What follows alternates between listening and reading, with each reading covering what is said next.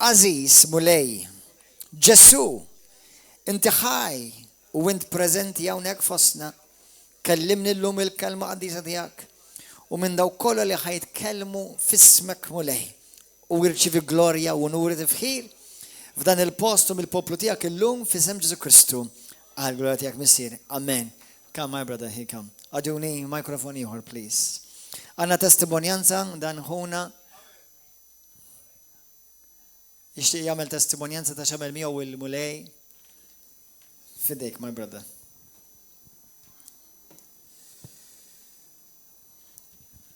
Nsalmilkom l-aħwa. L-ewwel qed nixtieq nirringrazzja l-Mulej talli għal darba oħra tani l-okkażjoni nerġa' infaħħar ismu nirringrazzjah naqsam din l-esperjenza sabiħa magħkom. Milux tajt testimonjanza tiegħi. Jiena Steve, by the way, għandi 42 sena, kif jgħidu hawn min jgħid sieq waħda ġewwa ma jiena ngħid a step closer to God. Miżżewweġ għandi l-mara tattendi magħna wkoll, grazzi Mulej. Milux tajt testimonjanza li għamilt perjodu muġuħ ġejt hawnhekk fejn kien hawn Brother Ruben talab fuqi u l-ġieħ sparixxa u thank God għadu clear. Biss, nixtieq ngħid kif kienu dal-perjodu tal-uġieħ li kelli, kif dbiet mill-Mulej u kif ersaqt lejn il-Mulej. Way back in 1998, bdejt kelli 20 sena biex niftehmu, bdejt nesperimenta daqsxejn mal-Buddhism, bdejt nipprattika ħafna meditation, nipprova nfittex affarijiet li huma sopranaturali li mhumx ta' dinja.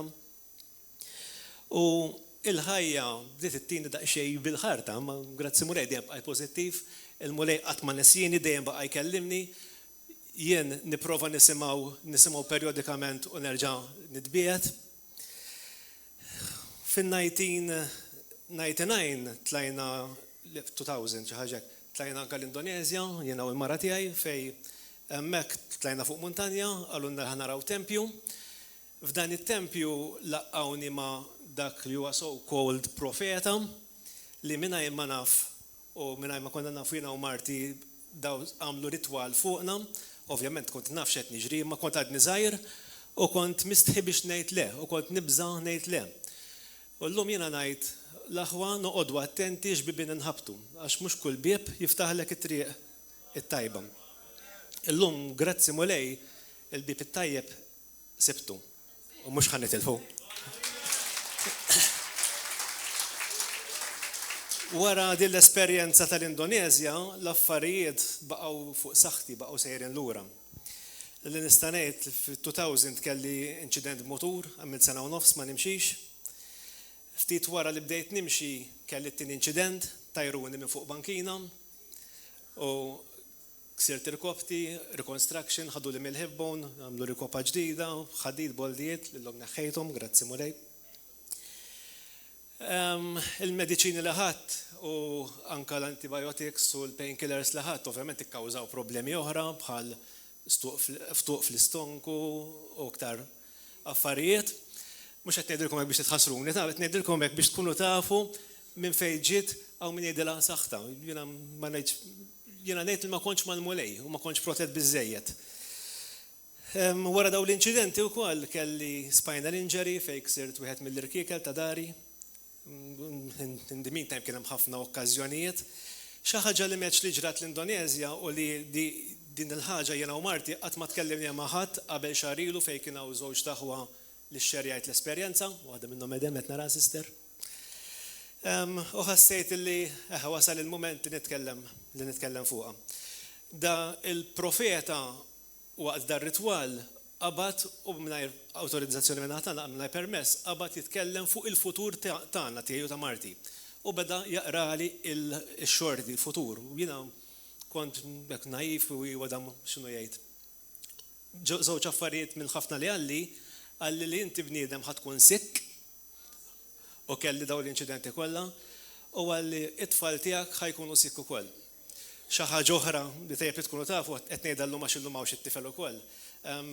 It-tifel tiegħi għandu ħuħ u ħuħ mejjed u volidri da għal xi raġuni jew tafa verament saħta jew xi spell fuqna, ma vera, kellu x'jiġri jew le ma nafx. Imma l-messaġġ inhu. Il-messaġġ huwa li noqogħdu attenti x'infittxu ma xiex nesperimentaw. Mhux kull esperiment jirnexxi fil-ħajja, anka xjentisti jiffejljaw aħseb wara nies li jissejħu li huma profeti li jew jaqraw il-futur. Inżommu ruħna mal-mulej l-aħwa, għax kemm inni li dort mal-mulej li fit-2015 nerġa' bdejt nersaq lejn il-mulej biex ngħid kollox. L-affarijiet jerġgħu jmorru lura għan-normal. Fit-2015 inaqat ma' grupp karizmatiku fej bdejt nersaq lejn il-mulej. Bdejt nara l-ħajja b'mod iktar pożittiv. Ħadd deċiżjoni li ndan nagħmel il-ġid, bdejt immur l-isptar, nagħmel ħafna ħin ma' morda u kull min nara waħdu pazjent waħdu mmur ħdejh nkun daqsxejn ta' faraġ. Assistejt ħafna nies li kienu fl-aħħar mumenti fejn tilfu nies anke b'kanser ġewwa l-isptar tal-onkoloġi. U għal xi raġuni il-mulej ħadni l-bot mill-isptar bidil il-ġob, ma kellix ħin nibqa' mmur l-isptar, u f'waħda mill-praises li kont qed nagħmel fil-grupp ta' qabel, dort fuq il-mulej, qedlu mulej, qedlu xi trid minn għandi, kont qed nagħmel dal-ġid kollu, kont immur mal-pazjenti, qedlu waqqaftni, biddilt il-ġob, qedlu xi trid minn għandi. L-għada nirċivi telefonata, opportunità ġdida ta' xogħol ieħor, u llum għandu uffiċċju ġu Materdej. Grazzi mulej. Mulej jisimak, itolbu, irringrazzjah u jtik. Bis-saħħa anka ta' dan il-grupp ta' komħuti llum qed nersaq iktar lejn mulej, qed insir naf iktar il-Ġesu Kristu u mhux naf bidnu Ġesu Kristu, meta insir nafu, qed insib dawk il-momenti ta' intimità fej jiena nintefa' mal-mulej u nirringrazzjah u nħossni arwin qudiemu m'għandix naħbi, nħossni open f'relazzjoni tajba. U da grazzi għal River of Love ukoll, għax River of Love huwa parti mill-pjan perfett li l-mulej ħalaq għalija. U nittama li nagħmel iktar ġid. Oqgħodu attenti x'tagħmlu fil-ħajja l-aħwa. Irringrazzjaw dejjem il-mulej. Hallelujah, praise God. Brother, mhux ovvjament illum inti ta' Kristu u inti protett, inti u l-mara tiegħek u wulidek. Imma mingħajr bħalma jgħidu bl-Ingliż, without beating around the bush, iva kont saħta, kellek saħta. Il-kelma saħta tfisser li tkun maqtuħ mill-preżenza tal-Alla. Jiġifieri preżenza diabolika tkun fuq ħajtek u qed tiġri warajk kontinwu. U dak li għamillek dak mu kienx profeta, dak infatti li għamillek tefalek saħta, dak li tefa' fuqek saħ. Tefalek saħta. Bħal meta jmorru nies anti jagħmlu għal mamul. Meta jgħidulhom għax inti ħadd immarretek, dak mhux għax qed jgħidulhom il-futur, dak anzi qed jgħidulhom is-saħta li ħajġibilhom fil-futur. Imma grazzi Ġesu, il-mulej għatmu tard miegħu u il-mulej baqa' jiġri warajk u il-Buddiżmu mhuwiex olter xi triq oħra biex tasal għand Alla, hija triq oħra biex tasal dritt l-infern. U għasa kemm tasal tkun tiġajlek taqla minn l-infern hawnhekk ġo din id-dinja wkoll. Il-Buddiżmu, l-Induiżmu, l-Iżlam u kull reliġjon oħra li ma tollix il-Kristu Ġesu li bent Alla l-ħajja żewwa. Għax daw jissejħu reliġjonijiet antikristi, antikrist. Amen. Ġifieri there's no being around the bush u tista' tissejjaħ anke jekk trid nisrani. U jekk ma jkollokx il-Kristu xorta tkun maqtuħ mill-preżenza tal-Alla. Għax Malta u ħafna jissejħu nsara imma nsara biss tal-isem li l-Kristu qatt ma daquh. Li ma jfisser assolutament xejn xorta lanqas għax il-Bibja tgħidlek titwieled mill-ġdid biex issalva. Amen, halleluja. Gloria lil-mulej, wara konferenza li kellna u ħankomplu bil-preżenza tal-mulej u ħankomplu nikbru minn glorja għal glorja, grazzi Ġesu nirringrazzja l-mulej ta' dak kollu li għamal, kemm minnkom fiqtu waqt il-konferenza kellkom xi fejqan. Glorja għal Ġesu. Sister importanti tgħidilna x'għamel miegħek il-mulej għax waħda minn dawk li kien minn dawk il-birakli ta' ħakkatajn letteralment u kienet kelma verament speċifika fuqek. Grazzi Ġesu. Għajdena waħda malajr, x'kellek x'għamel miegħek il-mulej kif fiq, tejjalaw, fuq. Ebda mill-bidunet. Uwija, maħa. Sentejlu tqajt ma' Caroline, il-bandli ta' Pembroke, fej kont nistenna t-tifla tiegħi ħirġa mill-iskola. Fl-istess żmien ir-raġel tiegħi kien iltaqa' ma' ħabib tiegħu fuq ix-xogħol u dejjem evangelizzawna kemm Caroline u kemm Randolph ismu li raġel tiegħi u biex naqta' fil-qasir resqitna Caroline lej din-Knisja. 14 sena ilu kelli accident, jiena dejjem kont nħobb l-annimali u kelli żiemel. 14 sena jew 15 sena ilu kont ħriġt biż-żiemel mingħajr is-sedil u tlaqt nom bih il-matab fejn illum il-ġurnata rranġaw. Kif kont ħanerġa' ndaħlu fl-istalla, kien hemm xi ħadd u paqpaq, iż-żiemel sfratta, ġrejna t-triq sħiħa ta' Baħar iċ-Ċaq, reġa' paqpaq għax kien min kien kiesaħ, iż-żiemel tajjarni u kelli l-ispajn kollha fuq xulxin. Ma rridx operazzjoni għax nibża mill-oppju daw l-affarijiet, imma dejjem kont muġuwa, imma dejjem irrifjutajt operazzjoni, għamilt xi 5 snin bil-kullar u dejjem anke skola mmur bil-kullar, eċċetera. Kif ersaqna hekk, niftakar il-pastor, l-ewwel ġurnata li ersaqna hekk, ipponta lejn xi ħadd li hawn xi ħadd għandu spinal injury hawn. U din dikinhar law xejn la pirm li ma ħadd iktar xejn. Instant healing. Dejjem bqajt ngħid li ninfejqa, meta ġieli forsi nibda jew nimmaġina tant kont drajtu l-ġieħ li mbagħad tibda timmaġinah. Imma tlejat jiena infejqa u bqajt niddikjara li ninfejqa. U mbagħad il-ħruq beda tiel għal dari. U ifjammat li jisa boċċa. U għamilt bija naħseb għamilt jisu 5 snin oħra b'dil boċċa. U dejjem kull meta nipprova norqod, dejjem u nimted dil-boċċa nħossha timxi. U bil-ħruq li kont inħoss ma tkienx tħallini norqod, u dejjem indur u dejjem lejl wara lejl inkissirhom. F'dil konferenza li kellna issa dil-ġimgħa, il-pastor l-istess għal xi ħadd għandu boċċa u mill-ewwel jisa tħares li tara min, u battajt dalijiet jgħid, and I received the healing, u ma rridx ngħid li u mbagħad x'għed nitkellem u kien hemm Charlene warajja u qalt li taf li rajta l-boċċa, għadt int bis-serjetà vera. Għaw Charlene hawnhekk tista' tgħidlek kollu tista' tgħidilkom ukoll. Vera l-mulej huwa kbir u vera dejjem kont nitolbu għal dawn l-affarijiet u Praise God. Issa minn dikinhar sal-lum ma nistax nqum. Għax kif inqum nerġa' nistabar. Dik nar is-sibt il-preżenza tal-mulej għal min ma kienx hawn tliftu bomba, però naħseb anke qed tmorru taraħ fuq il-YouTube u toqgħodu attenti il-preżenza li kien hawn is-sibt il-glorja. Naħseb toħroġ mill-iskrin tiġi fuqek waqt li tara. Imma kelli kelma ċara li xaħak right on, xil-mulej kellimni ħafna bl-images li, right on, spina ta' dar, u rajta minn wara, u rajt boċċa sewda f'din l-spina, u dak il-ħin taw xaħat għandu ċaħda boċċa sewda tider bħalsa u l-mulej tifejqek issa stess. U dak il-ħin di qalet jien, kienet fiqed dak il-ħin stess, wara dak is-snin kollha. Grazie Gesù Kristu ħajja zaħwa. Halleluja. Gloria al-mulej. Mor fil-ktib tal-Mattew kapitlu 26. Blessed be the name of Jesus. Kemm huwa tajjeb il-mulej dan il-weekend ejjew istennew irċievu. Ħanejdilkom ħaġa zaħwa. Din il-ġimgħa tal-limċa ħaġa li baqgħet ħafna quddiem għajnejja dil-ġimgħa kollha kemm ilha l-ispiċċat il-konferenza. Kemm Kristu ikkreja lilek u lili għall-glorja. L-iktar ħaġa li x-xitan ħajġielek lilek li inti tidħol fiha u tibqa' fiha. Minix ħanitkellem fil-glorja, fuq il-glorja llum, imma llum ħanitkellem kif inti tista' tibqa' tgħix fil-glorja. U apparti minn messaġġ li l-mulej poġġi fil-qalbi, u jekk nkellintija l-isem dan il-messaġġ mhux dejjem intija isem magħkom, imma jekk nkellintija isem, il-messaġġ huwa ħu ħsieb l-eruq. Ħu ħsieb l-eruq. Mattew 26 vers 41 isimgħu għax jgħid. Ġesu dan jitkellem. Matthew 26 vers 41. 40.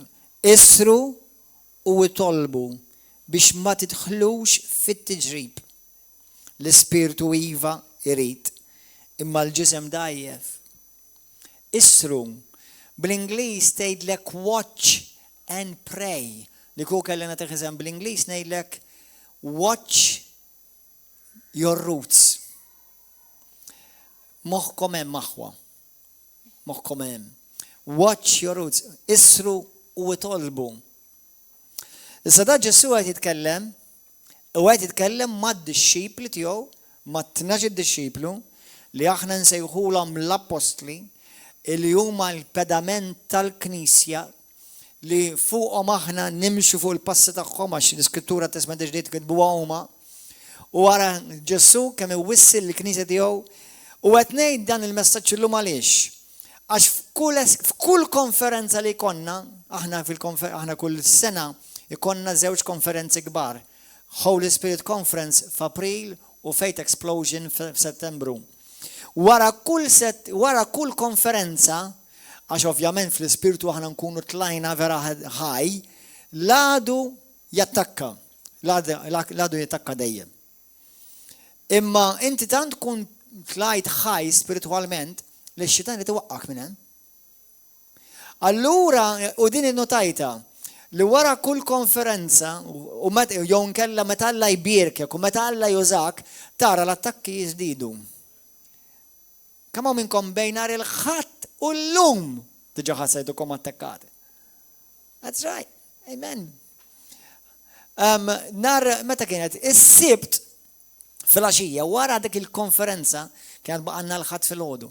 Ma wara s-sibt ukoll jien u l-mara tiegħi jitnejn aħna kellna attakki diaboliċi fil-ħolm. Fil-ħolm. Aħwa x-xitan huwa realità. Ix-xitan huwa ngħidilkom ħaġa huwa reali daqskemm huwa reali Alla.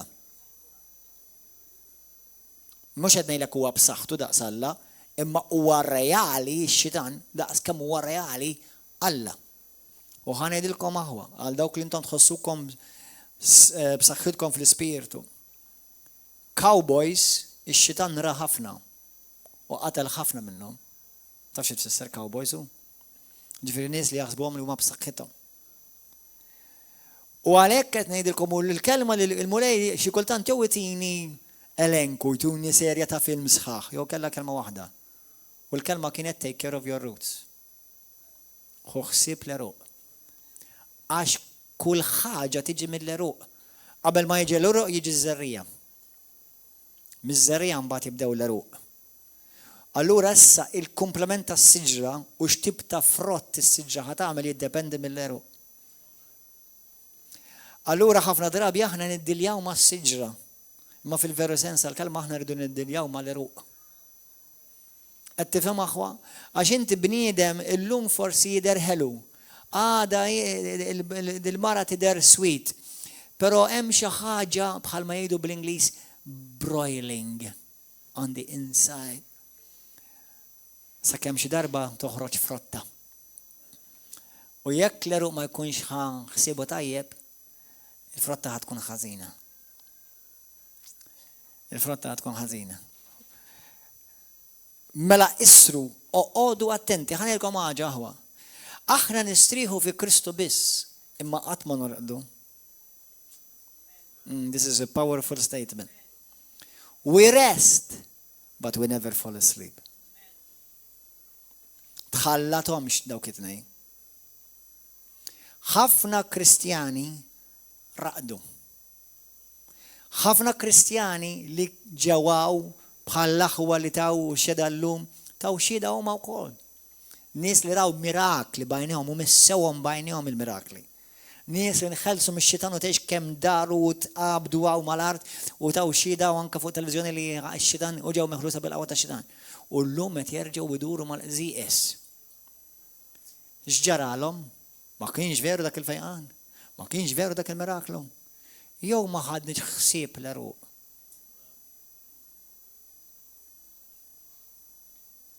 Għodu attenti. Għax illum qiegħataw. Imma għada m'intix. Jekk m'intix qed tipprepara mill-lum għal għada. Għax għada jasal. Amen aħwa? U din hija twissija biex jiena u inti ngħixu imqajma. Mistrieħa imqajma. Mhux mistrieħa reqdin. Ara kemm waqgħu ġganti fi Kristu madwar id-dinja. Ara kemm waqgħu nies li kienu migluka minn Alla fid-dinja. Ara kemm waqgħu ministeri, illum kont qed nisma' storja u qed poġġejtilkom it-testimony tagħha fuq il-Facebook, fuq il-kull grupp kolli għandna, ħallu jkollha kamilkom tarawha. Kif knisja ta' 1000 ruħ titfarrak. Dik mi xejn. Dik mhux dik waħda. Aw ħafna. Jiena u int ma nistgħux norqdu. U jekk torqod hemm tip ta' raqda waħda biss fil-Bibja, hija raqda tal-mewt. Jibilek ladu. Amen. Ismawni, mela l-ewwel Pietru kapitlu 5, morwen.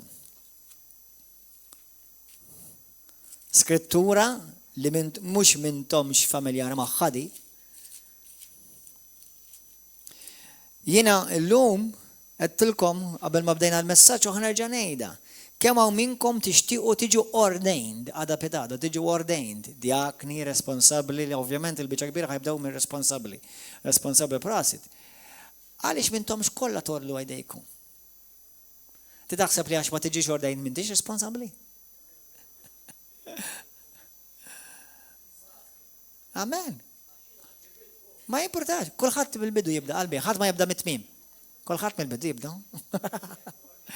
Kompli. Xi darba jekk kompli ħatasal. Ma tistax tgħid ħanejt ħara ħankun ġimgħa spiritwali, imma mbagħad il-ġimgħa l-oħra il-ġimgħa ta' wara nagħmel iridin. Titlef kollox.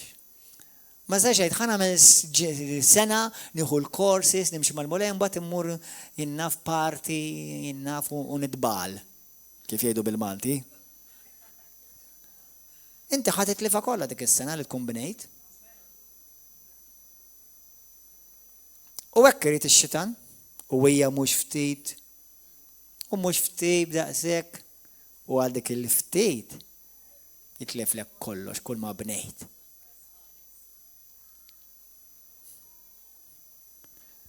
L-ewwel Pietru 5.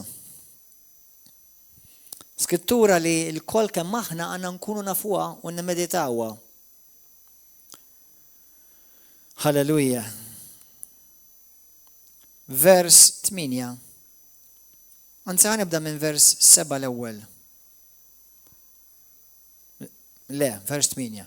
Kunu meqjusa u wassu. Għal darb'oħra bl-Ingliż watch. Be on the alert. Watch. Be on the alert. You cannot watch and sleep. You have to be awakened and watch. Kun meqjusa u għassu. Għax l-għadu ta'kom ix-xitan, mhuwiex Alla l-għadu ta'kom, mhux il-pastor l-għadu ta'kom, mhux ir-raġel l-għadu ta'ak, mhux il-mara l-għadu tiegħek, mhux id-djaknu l-għadu tiegħek, jew ir-responsabbli issa. Ix-xitan huwa l-għadu tiegħek. Kemm faċli judi? Mela jekk jidaqsek faċli, għal xiex ikollok xi tgħid kontra huk, la taf li għax-xitan. Mela inti għaliex tieħu għalik u taffendu ruħek mal-passer la taf li x-xitan. Mela għaliex tieħodha kontra d-diaknu issa. La taf li x-xitan. Għax irqatt.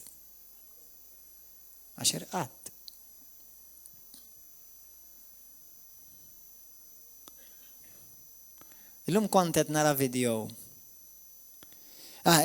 Video imma fl-istessin ta' tfal fuq il-Bibja. U kontet naqra wkoll il-ktib tal-Lut. Tiftakru l-istorja ta' meta Mosè li kien imrabbi fil-palazz tal-Farawn u wara ħafna snin għal ħammur nara lil-ħuti. Il-Lut. U beda meta Rom jiġu maħqura, qabeż għalih, lil-ħuh. L-għada reġamar u sab żewġ aħwa jiġġieldu. U Mosè għallhom aħwa, intom aħwa, tal-fett tiġġieldu bejnietkom. Intom aħwa.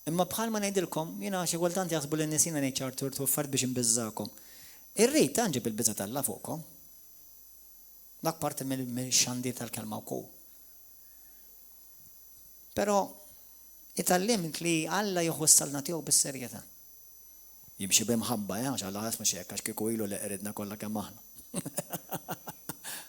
Jimxi bil-ħnina, ħafna. Sewwa, imma llum ċempilli brother imkisser aħwa. U meta jgħidilek imkisser, mhux imkisser ġaqa naqra affluenza, imkisser sew. Għalli mhux ħanejdilkom x'għamel u għamilx. Nista' ngħidilkom li spiċċa anka jumej mejjed. Imdendel fuq l-infern. Isn't that nice? Imdendel fuq l-infern għax li kukumiet kif kien. Għamel overdose u rixma ta' droga u rixma ta' pilmi u rixma ta' alkohol. U taf minn fej bdiet? Offense kontra l-pastor. Intam taħsbu li aħna namlu l-korsi ta' unek għax ma nix namlu? Il-korsi huwa discipleship qalbi tiegħi.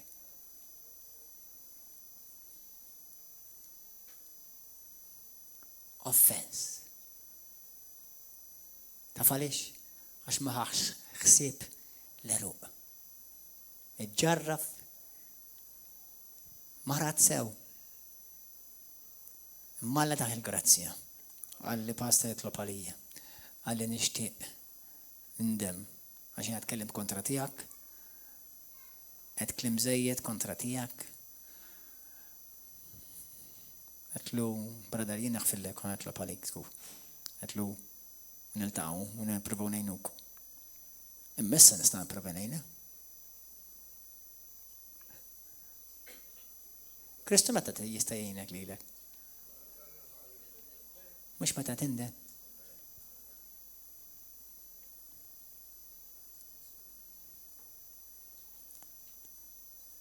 Alla jaħfer dejjem sakemm tindem. Posta. Jekk ma tindimx, m'hemmx maħfra. Mhux m'hemmx maħfra għalik lesta, int m'intix tibbenefika mill-maħfra li Alla toffri. U għaliex qed ngħidu da, ħalli l-biża' tal-Alla tkun naqa' fuqek. Għax meta aħna nidimbu kontra l-prinċipji għad-diża tal-Alla, inti la lil dak u laqqas il dik ma tkun qed tagħmellhom l-ebda deni, inti d-den tkun qed tagħmlu lilek. Aħwa, fis-saltna ħadd ma jista' jorna lilu nnifsu. U s'issa f'River of Love, fil-passat ta' xi sentejn li xi ħaġa ilu, ornajna responsabbli. Dil-ġim ornajna 52 ieħor responsabbli. Min dawk ir-responsabbli kemm waqa'? Mela it-test ma ddejħ xewx. Bħalma tgħid l-Iskrittura. Għadhom ħajjin fil-ġisem. Fl-ispirtu kieku ngħidilkom xjurin il-mulej u xjuri nies oħra talla. Ngħidilkom daw daqshekk. Kaput. Din hija knisja sopranaturali, Għar jekk inti ma tiġ daw l-affarijiet mur kwalinkwa mur aqdi go and satisfy your religious crutch and you won't have this type of talk, no problem. You will do exactly what you want. But where there's a supernatural church, God leads supernaturally.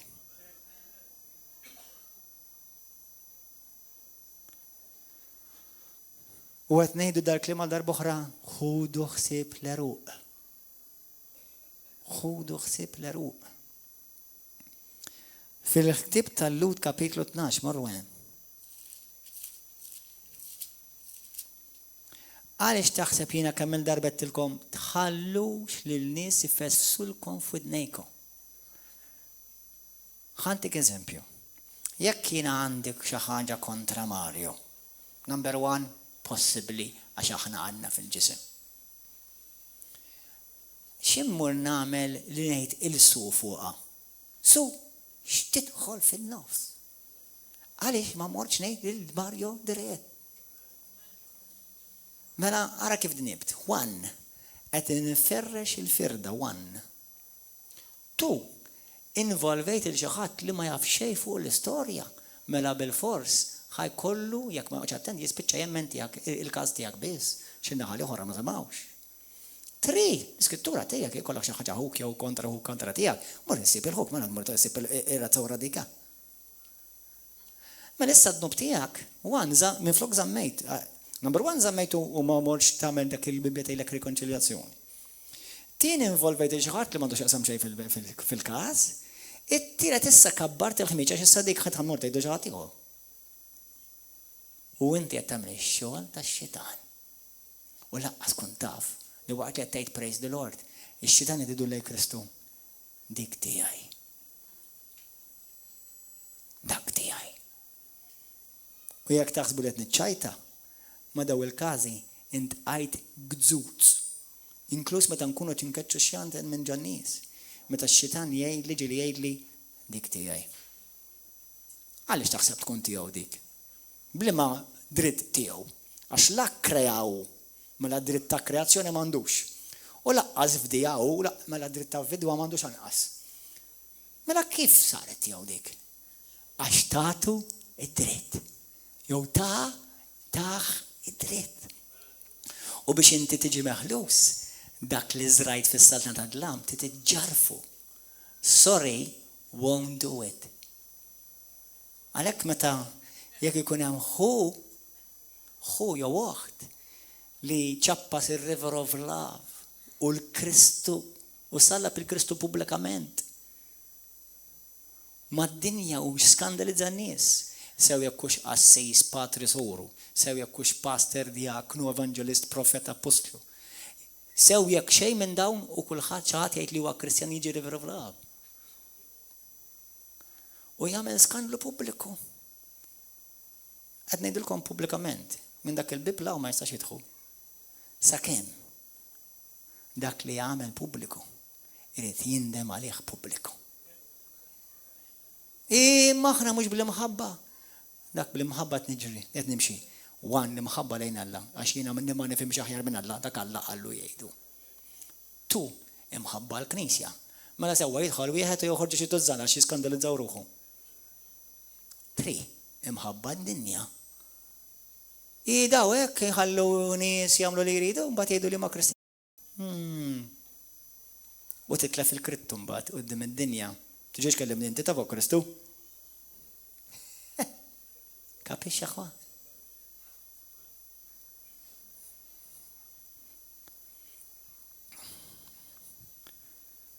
Dejjem hemm maħfra għal kwalinkwa dnub. Imma l-proċess mhux kulħadd l-istess. Għax jekk jien għadnibt fix-xawar waħdi, dak irid ngħid il-Alla waħdi, mola jaħfirli. Imma jekk jien għadnibt pubblikament jew fil-Knisja quddiem il-Knisja, irid ngħid il-Knisja jew id-dinja, sorry, jaħfruli. Qed tifhmu aħwa? Amen. L-Ispirtu Santu qed jitkellem il-Knisja tiegħu llum aħwa.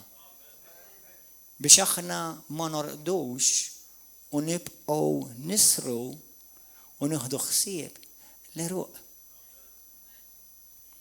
Lut 12 vers Alleluja 15.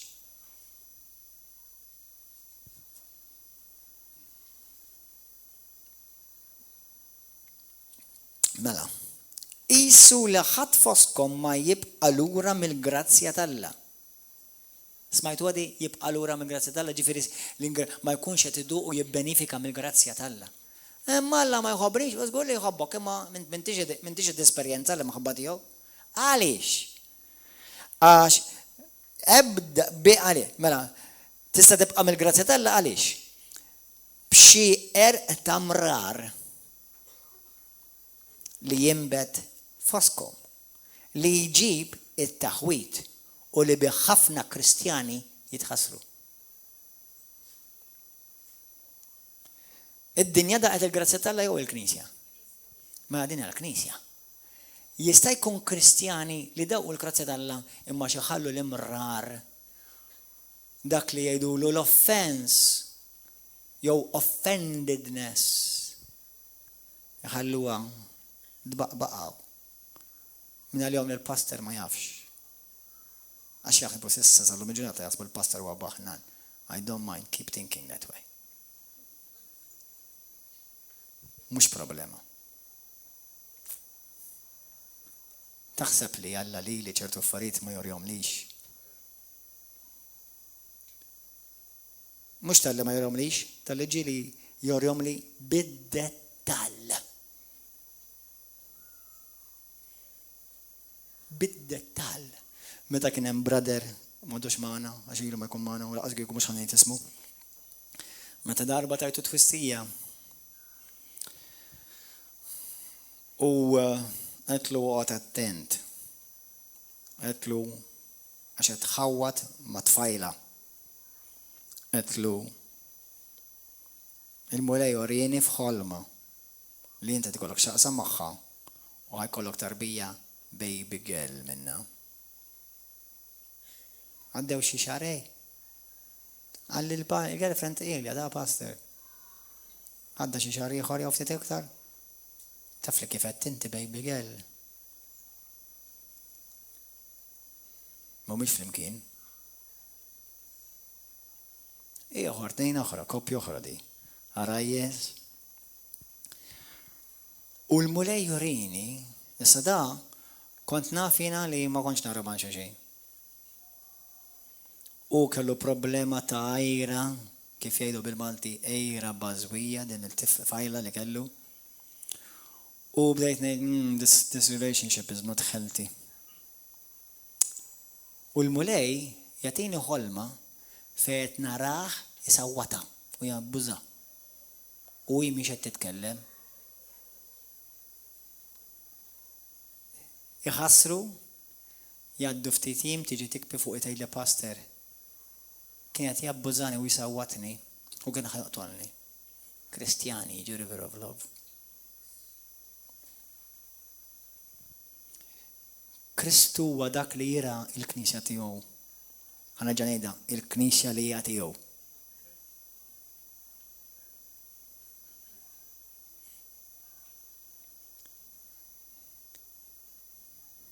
Għalhekk ħu ħsieb l-eruq.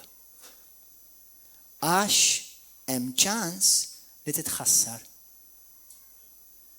Tista' tibda tajjeb u tispiċċa l-infej.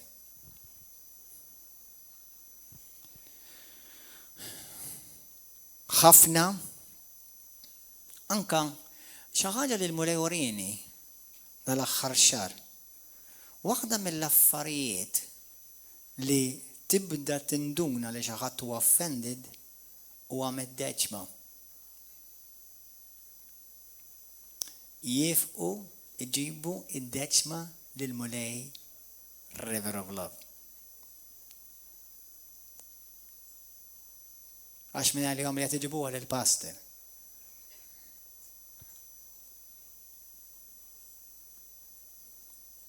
Jifqu. This is a word from the Holy Spirit. If you don't believe it, don't.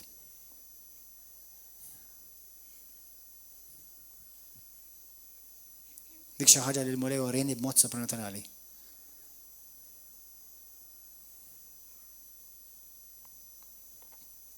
Oħrajn laqqas jindunaw li qed tikolhom qed tikber fihom iż-żerrija tal-ejra. Ejra. L-Iskrittura tgħidlek jealousy is the root of murder. Ma tgħidix kelma b'kelma hekk, imma tgħidlek li ma xera għalih qatlu. Inti lili jew ħuj ieħor jew waħda oħra qabli qatt ma tasal bi taqtolhom daqqa ta' żakkina u tisparalhom imma f'qalbek qtilthom. Imma ħanfakkrek u ħanwissik jekk hemm lejra f'qalbek qabel ma tilt il-ħuk u l-oħtok mittint.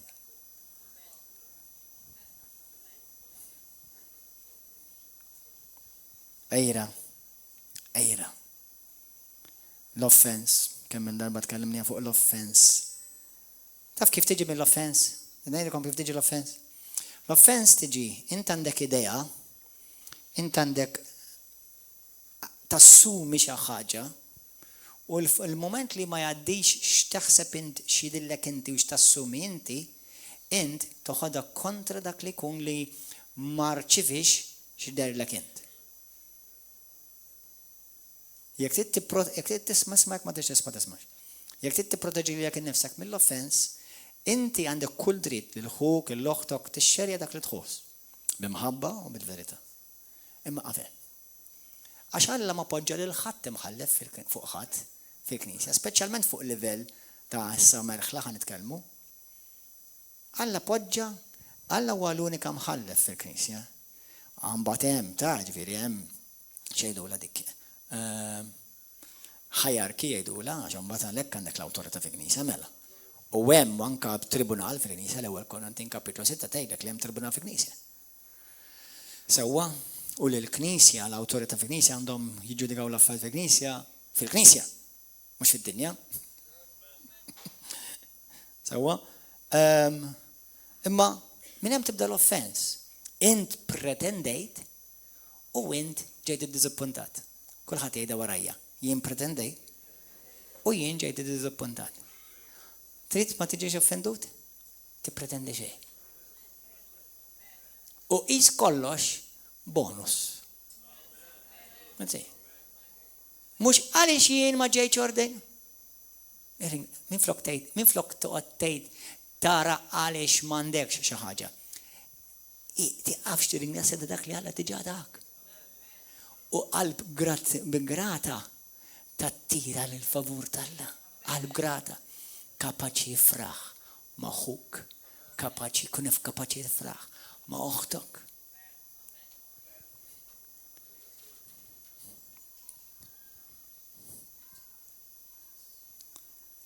Dinu ieħor.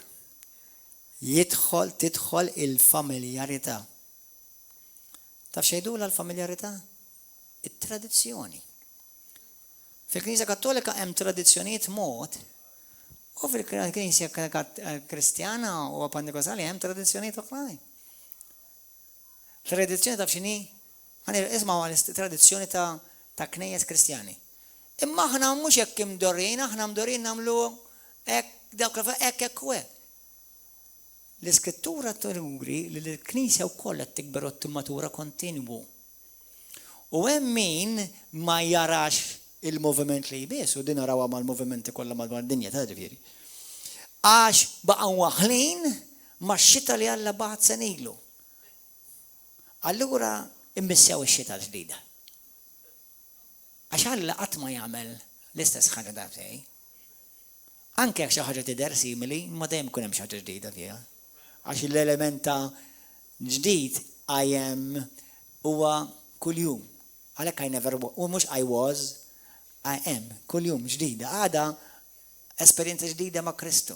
U tibni fuq dak ta' qabel, mhux inżommu ma' dak ta' qabel. Aħna kien hemm żmien ġo River of Love, kellna grupp ta' jgħidulhom ta' nies li xud minnhom għadhom hawn jissejħu pastoral team. Issa m'għandniex pastoral team ġifieri pastor? Le. Imma għandna nies li huma maqtuwa għal xogħol pastorali.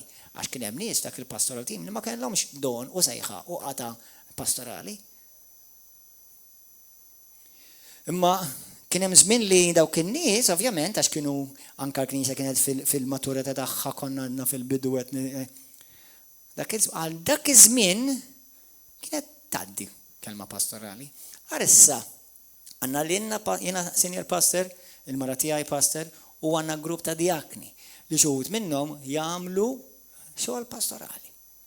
Għandna ħansemmi waħda għamu waħtaw, ħalli ma nsemmix bisemha. Għatu ħsieb grupp Barmla. Tagħmel xogħol pastorali. Għandna din l-oħta hawnhekk u dan il-ħu daw il-kopja hawnhekk jagħmlu xogħol u jieħdu ħsieb merħla f'ħal tarxin. Dak xogħol pastorali. Sewwa, issa daw l-istess nies u oħrajn li jagħmlu xogħol pastorali. Imma mbagħad għandna nies li għalkemm huma mexxija imma m'għandhomx is-sejħa pastorali. Qed tifhmuha qed taqbdu xi ħaġa? Allura l-Knisja dejjem qed tivolvi għax qed tikber u d-doni qed jimirħu, il-ministerji qed joħorġu, allura mbagħad issa nkomplu naħdmu kif l-Ispirtu Santu qed imexxi. Sewwa tradizzjonijiet. Alleluja. L-iskrittura tajt fil-ktib tal-Atti tal-Apostli morru malajr, kapitlu 7, u l-lum ħanet qarbnu ħanet ċelebraw l-Eukaristija li tfisser il-mejda tal-mulej u ringrazzjament. Atti 7, hemm skrittura li ħafna drabi aħna ovvjament, jekk naqrawha fil-kuntest qed jgħid għal Stefnu qed jgħid lil Farizej. Imma li kieku intom kontu fi żmien Stefnu, kontu tkunu minn dan il-grupp ta' Farizej li Stefnu jispiċċa jgħidlek inti rreżisti l-Ispiritu Santu. Alla, Rivera Vlav ħadd ma jkun hekk. Però ma nieħu xejn for granted. Atti 7, vers 51 tgħid, ja nies tara sibsa, intom laqtu qalbkom u saddejtu widnejkom u dejjem waqaftulu lill-Ispiritu Santu. Kif għamlu missirietkom qegħdin tagħmlu intom ukoll. Ħanilkom ħaġa ħwa. Jekk taqbad Kristjan minn River of Love u minnu, u ovvjament il-biċċa kbira mhux qegħdin hawn illum, aqbad Kristjan. U saqsih inti tkun, inti taqaf l-Ispiritu Santu le. Sa naftit, kif waqfu l-Ispiritu Santu da? Billi ġew kontra l-mexxejja li Alla dilek. Għaw Kristjani l-lum jiġu kontra mexxejja li Alla dilek. Meta jkun qed jagħmlu hekk taf x'inhu qed jagħmlu? Jifqu l-Ispiritu Santu. U jkunu qed jagħmlu eżattament bħal m'għamlu mis-siritu.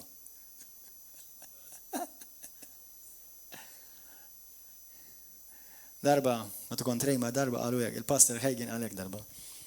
Għalek ċertu nies l-ewwel jibdew jgħidu meta jaraw kif irħu bik jgħidu imbirek u dak li ġej fisem il-mulej, imbirek. Wara ftit kif tilfishom naqal kollu, dabli ma' awtorità jitkellem.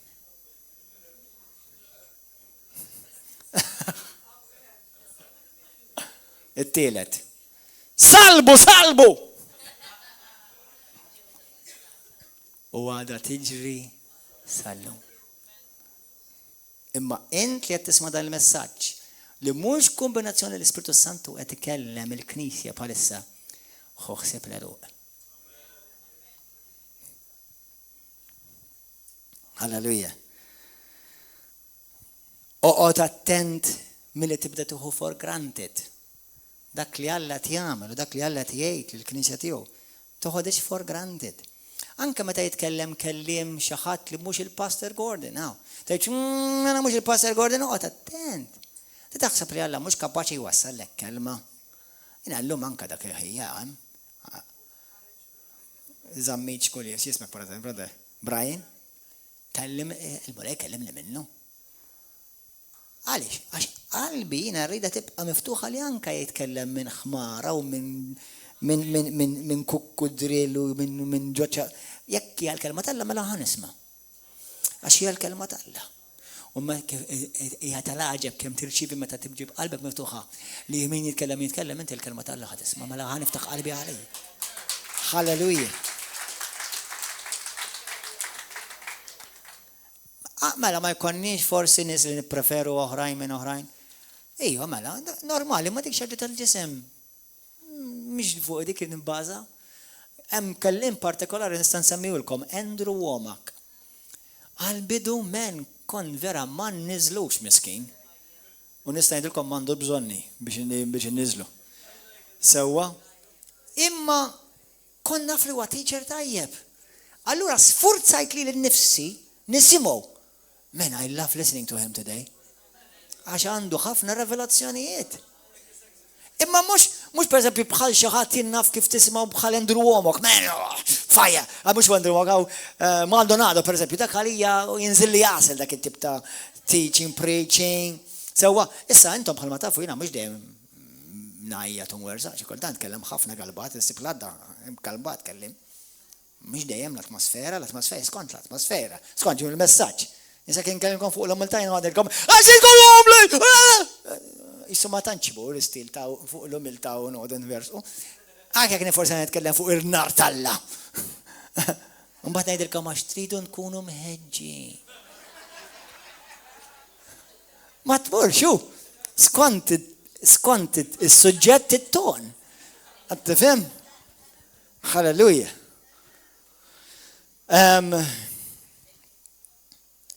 ħares, Pawlu jgħid lil Timotju, ħarsu ruħkom, ħares ruħek, ħarsu ruħkom, ħares li inti tkun fidel qudiem il-mulej li inti twettaq il-ministeru tiegħek.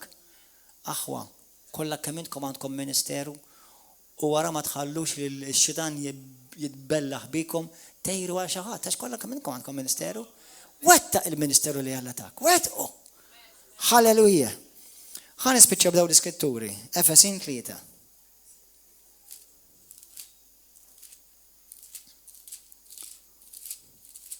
L-iskrittura tgħidlek ukoll ħarbel lilek innifsek biex tara jekk inti u x'qiegħed fil-fidi, mhux jiġifieri jekk inti għandek x'ta' fidi, jiġifieri jekk inti għadek verament sewwa fil-mixja tiegħek mal-mulej. Għax faċli tiġi mħassar. Faċli. Efesin 3. 17.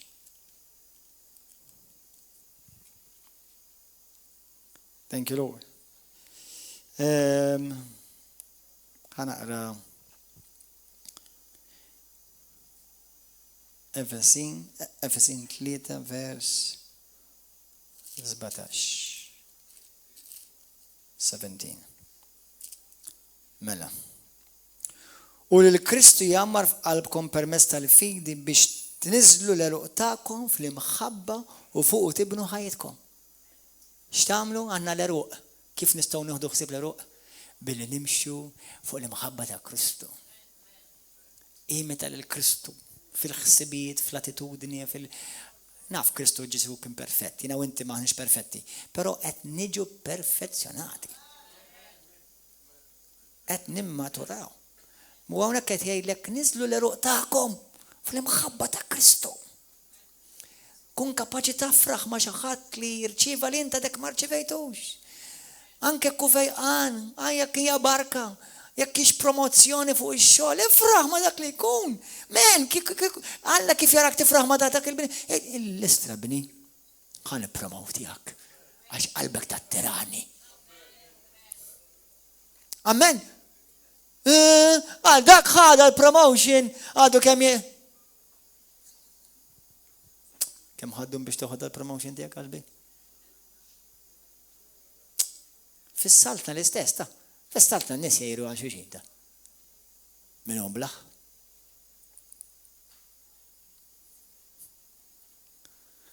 Kolossin 2:7 u nifqu hemm u nitolbu.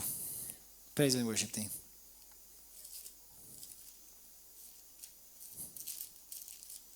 Kolossin 2:7. U kien hemm nies, għan nitkellem fuq l-ordination, kien hemm nies li għedtilhom li jistgħu jiġu ordinati u għalenna l'issa ma nħossnix jew m'iniex preparat. U tonora dik. Jiena nemmen f'isem Ġesu Kristu li kull sena mill-inqas darba ħajkonna ordinations, kull sena. Kull sena. Immira li inti tiġi ordinat. Mhux tikkompeti maħuk u moħħtok taf fis-saltna tal mhux competition. Alla m'għandux budget. Taħ il-karozza li xtaqtien. Ma ngħidlek waħda l-istess fiha. Taħ is-sejħa li xtaqtien. Mela ħodek u għandi, mela għandna xi budget. Qed tifhemni. Colossians 2:7.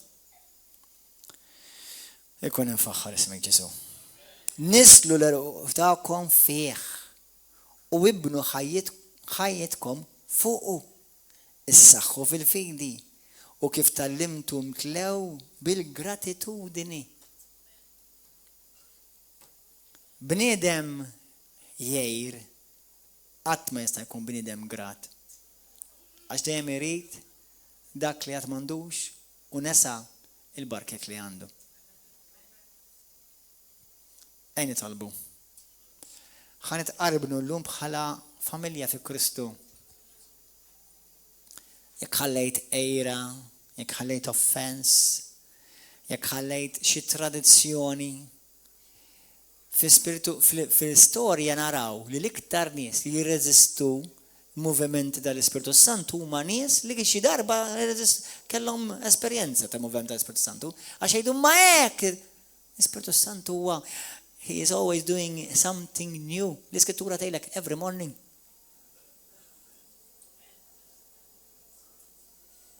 L-importanti li aħna we don't violate scripture, li ma mmurrux kontra l-kelma tal-Alla, ma l-Ispirtu Santu qed jagħmel xi ħaġa ġdida kull jum, kull staġun.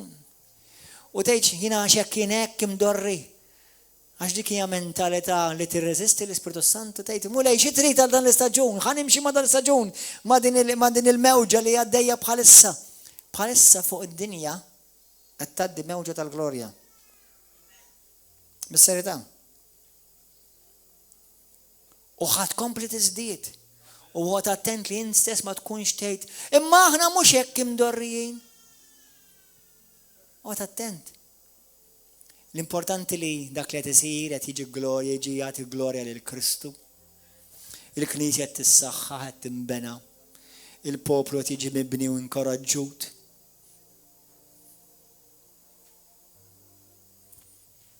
Alleluja. Għajn itolbu aħwa. U meta naqsmu il-ħobs u l-kalċi, għajn naqsmuh bħala familja fi Kristu.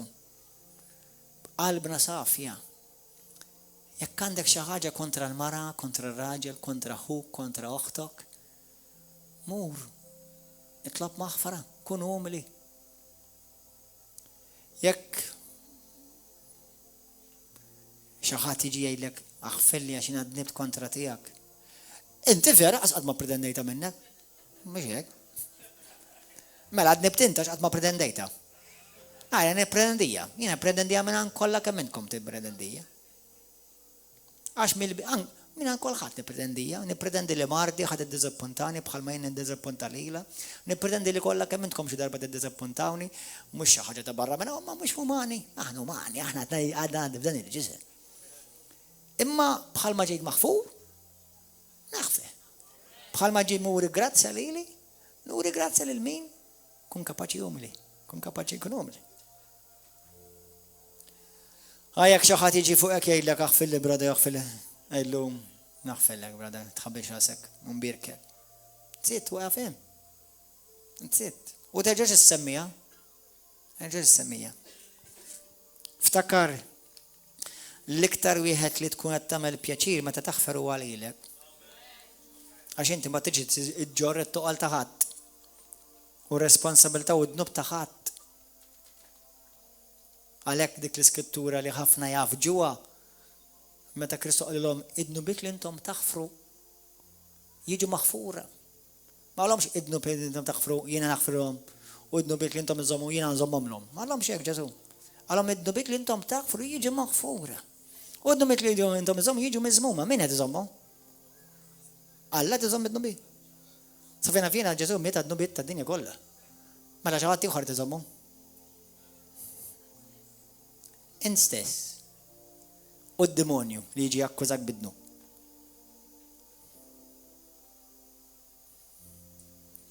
Amen? Għajn itolbu flimkien. Għamel daqsxejn riċerka naqa' issa stess, riċerka naqa' qalbek. Mulej, jekk ħallejt l-eruq ta' qalbi jitħamġu, jekk ħallejt xi tip ta' offense, nuqqas ta' maħfra, ejra, ippretendejt xi ħaġa u ġejt iddizappuntat, ixini jew innaf kelli xi sens ta' kompetizzjoni, jew żammejt f'qalbi kontra xi ħadd. Arbena għalilek nifsek. Jekk għamilt xi pjan minn wara il-bniedem u inti taf li żbaljajt. Indem. Ma tixtieq aħwa ħadd ma jrid imut hekk ta'? Ħadd ma jrid imut hekk? Ħadd ma jrid imut bid-dnub f'qalbu? Nispera. Aħfer qalbi. Ħalli tgħix ħieles. Ir-rilisja. Għajn nitolbu Missri Qaddis. Nitolbok issa stess f'isem Aziz ibnek Ġesu. Inti kontinwament mulej fl-imħabba tiegħek twissini u tiġbidli l-attenzjoni tiegħi biex ma nħallix li qalbi b'xi mod titħassar. Mulej, inti fdajtni, sejjaħtli, tajtni il-qawwa u l-awtorità li hemm fismek. Sejjaħ li ibnek u bintek. Fdajtni wkoll mulej b'xogħol u opri billi nista' nagħmel assaltna. Għatini l-grazzja li nipproteġi qalbi minn ximrar, offense, nuqqas ta' maħfra, ejra, kompetizzjoni, xidnu bieħor mulej ta' idoletrija, for grantedness, tradizzjonijiet,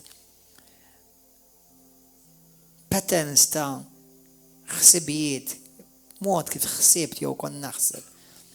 Mulej, int is-sid tiegħi u int biss is-sid fuq il-ħajja tiegħi. Għalhekk kisser u waqla mill-għeruq dak kollu li mhux ġej minnek. Ħalli l-għeruq tiegħi ikkun iffundat fuq l-imħabba ta' Kristu, il-fidi fi Kristu u s-sewwa qudiemek mulej.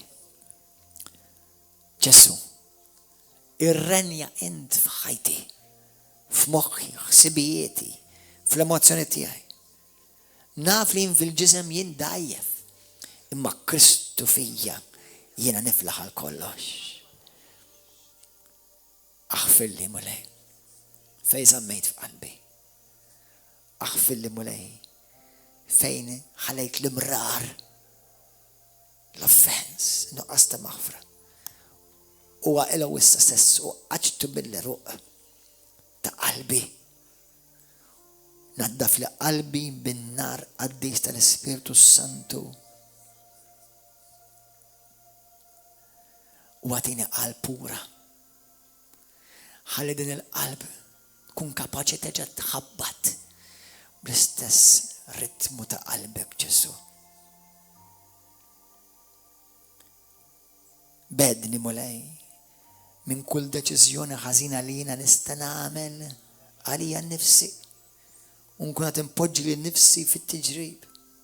Bedni mulej. U bil-grazzja tiegħek ejni ħalli nibqa' umli u ma nħalli qatt il-gburija tikolni. U dak li fdajtni bih u fih dan nagħmlu bil-biża' Alla fuq ħajti u bi-gratitudni għal-glorja tiegħek mulej. Fil-lejl li Ġesu Kristu kien ittradut ħal ħobs qasmu. Interessanti din il-ħobża hija tlieta. Missieri bejn Spiritu Santu. Ta' ringrazzjamentu qal ħudu u kulu għax dan huwa ġismi li jingħata likum. Għamlu dan b'tifkira tiegħi.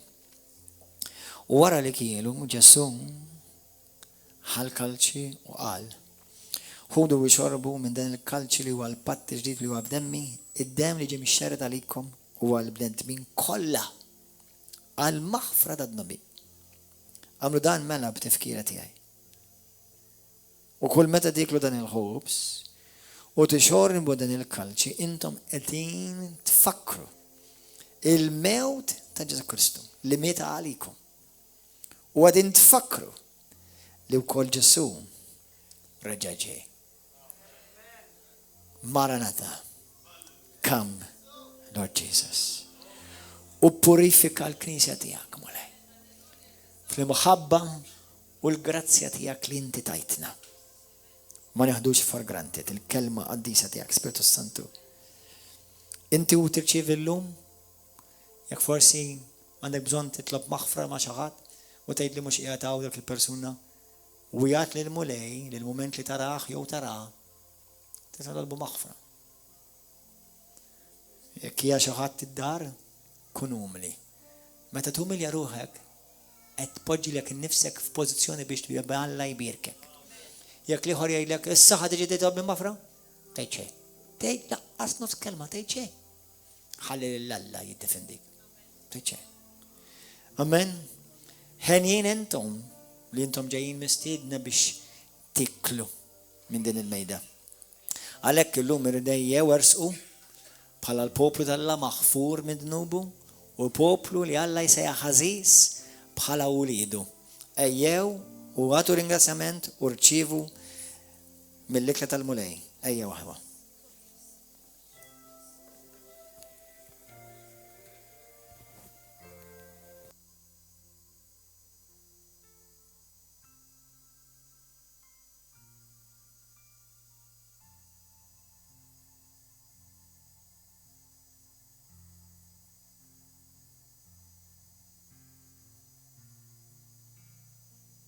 Sound, please.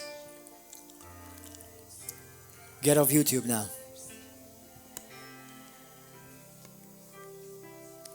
Microphones.